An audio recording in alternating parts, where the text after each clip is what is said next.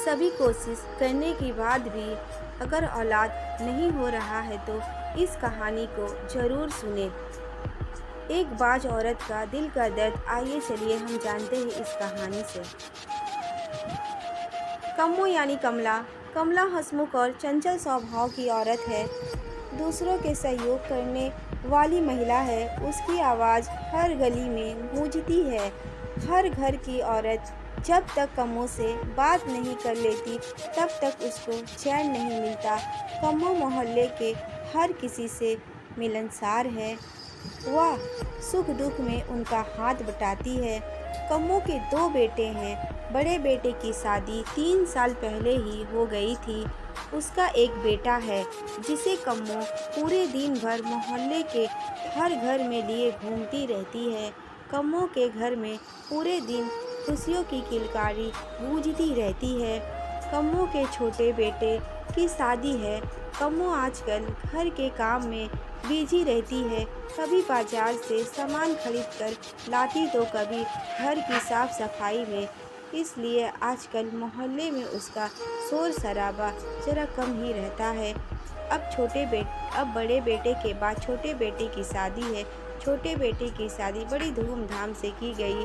घर में खूबसूरत और गुणगान वाली बहू आई।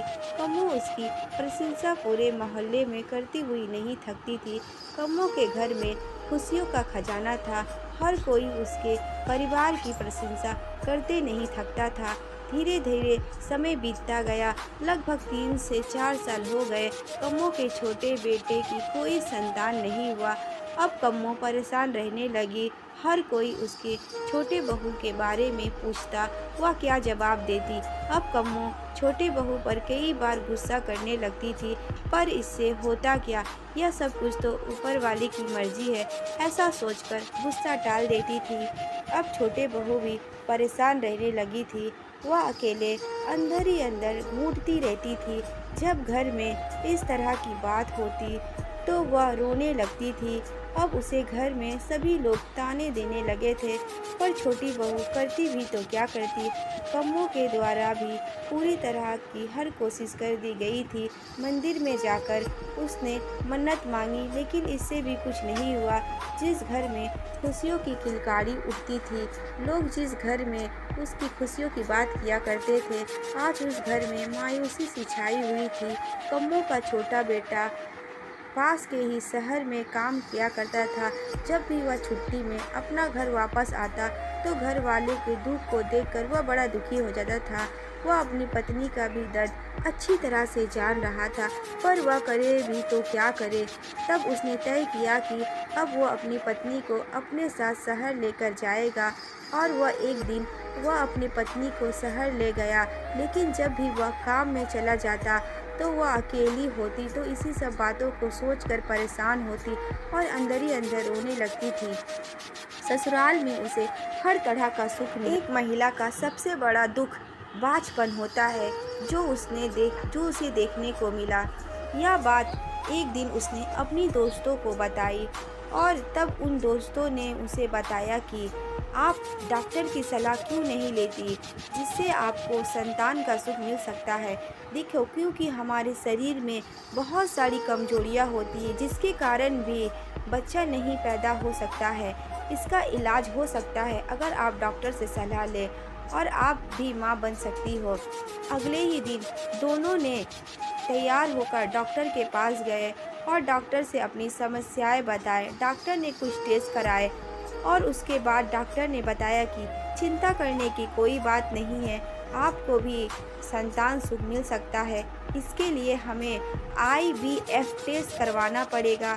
इस पर नरेश यानी कम्मो का छोटा बेटा ने कहा, ठीक है डॉक्टर, आप जो भी टेस्ट करने के लिए कहेंगे हम वो कराने के लिए तैयार हैं। ठीक एक ही साल के अंदर नरेश की पत्नी को बेटा पैदा हुआ। जब यह खबर घर के लोगों को पता चला तो खुशियों का कोई ठिकाना नहीं रहा। कम्मो ने तो पूरे मोहल्ले में खूब मिठाइयाँ बांटी और खुशियाँ मनाई। जो लोग कभी ताना देते थे, आज उन लोगों का सर शर्म से झुक गया था। हर किसी की आंखों में खुशी के आंसू थे।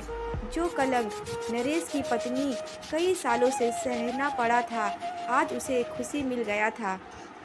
दोस्तों, यह कहानी उन महिलाओं की है जो ऐसी समस्याओं से जूझती रहती है और डॉक्टर की सलाह ना लेकर देवी देवताओं में विश्वास करती है, मन्नतें मांगती इधर उधर भटकती रहती है। हमें सही समय पर डॉक्टर से सलाह लेनी चाहिए, क्योंकि हमारे शरीर में बहुत सारी बीमारियां होती है, कमजोरियां होती है, जिसके कारण भी हम माँ नहीं बन सकते हैं। डॉक्टर की सही समय पर सलाह लेने पर इस बीमारी का हल हो सकता है और संतान सुख मिल सकता है। इसीलिए सही समय पर डॉक्टर के पास जाएं और उनसे सलाह लें। दोस्तों, उम्मीद करते हैं कि आपको आज की मेरी ये कहानी भी अच्छी लगी है। अच्छी लगी हो तो ये कहानी मुझे कमेंट करके ज़रूर बताएं, और अभी तक मेरे चैनल को सब्सक्राइब नहीं किया है तो प्लीज़ सब्सक्राइब कर लें, ताकि मैं इसी तरह के मोटिवेशन, शायरी, मोरल, सैड स्टोरी वाली कई प्रकार की कहानियाँ आपके लिए लाती रहती हूँ। अब मैं मिलती हूँ आपसे अगली वीडियो पर, तब तक के लिए धन्यवाद।